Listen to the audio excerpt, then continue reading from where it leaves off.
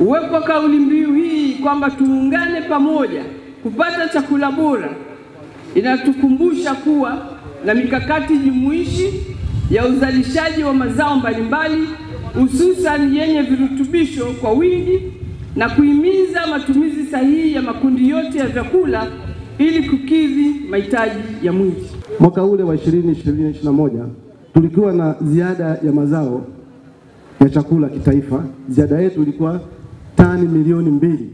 Lakini sasa hivi ninavyoongea na hadhara hii, Mheshimiwa Mkoa, ziada yetu ya mazao ya chakula katika nchi hii ipo tani milioni 5.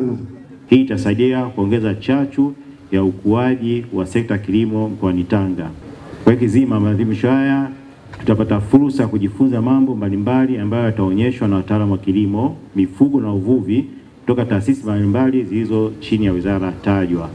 Hivyo nitumie fursa hii kuomba washiriki wote waweze kujifunza kwa kutembelea mabanda ya maonyesho. Kwa kupitia nguzo 4 za FAO ambazo tunazitekeleza katika nchi yetu ya Tanzania, ambapo nguzo ya kwanza ni uzalishaji bora, lishe bora, mazingira bora na maisha bora.